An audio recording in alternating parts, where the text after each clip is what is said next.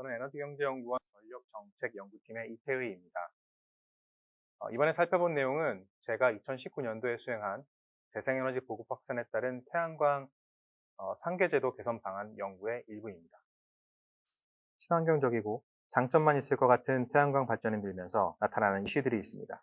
바로 덕커브 현상입니다. 태양광 보급 이전에는 상대적으로 평탄했던 전력 계통의 수요가 태양광 보급이 확산되면서 낮 시간에 아래로 푹 꺼지는 현상이 나타나게 되는데요. 이러한 시스템 부하 곡선이 점차 오리의 모습과 같아진다고 해서 사용된 이름이 바로 덕커브입니다. 2018년 서울 지역에서 3kW급의 태양광을 설치한 주택이 1년 동안 발전한 패턴을 보면 흔히 말하는 덕커브의 모습을 볼 수 있습니다.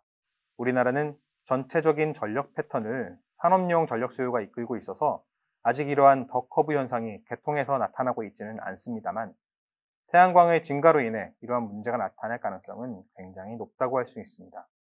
따라서 이에 대한 대비도 미리 준비할 필요가 있겠습니다.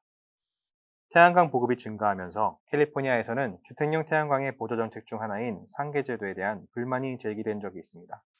첫째, 전기요금의 변화는 미비하지만 태양광 패널 가격이 크게 떨어졌기 때문에 상계제도를 통한 보조가 계속될 필요가 있냐 하는 것입니다. 둘째, 상계거래 고객이 역성을 통해 절약한 요금은 전력회사의 고정비용 회수를 어렵게 만듭니다.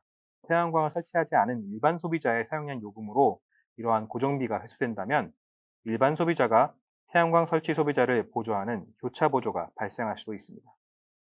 마지막으로 태양광을 설치한 사람은 자본과 토지를 가진 상대적으로 소득이 높은 소비자인데 조금 전에 말씀드렸던 교차 보조가 소득이 낮은 사람이 소득이 높은 소비자를 보조한다는 역진적 지원이라는 주장이 있었습니다.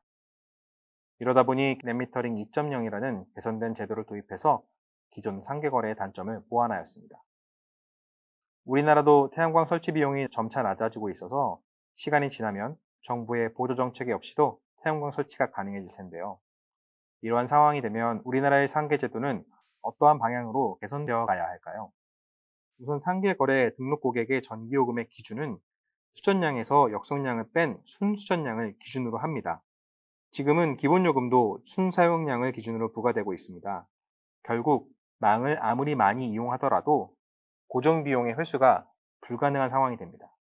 기본요금의 부과 기준을 수전량과 역성량을 합한 망 전송량을 기준으로 한다면 고정비용의 적절한 회수가 가능할 것입니다. 또 다른 방법으로는 역성 전력에 대해서 일정 수준의 망 이용 요금을 부과하는 것입니다. 우리가 온라인에서 구매한 물품을 반송할 때 배송비는 구매자가 부담하는 것과 비슷하다고 생각하시면 될 것 같습니다.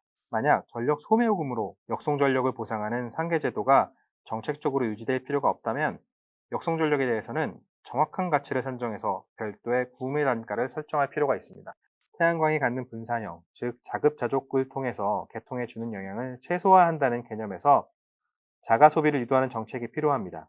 만약에 ESS가 활용된다면 조금 더 적극적으로 스마트 전력 거래까지도 가능할 것으로 보입니다. 네, 감사합니다.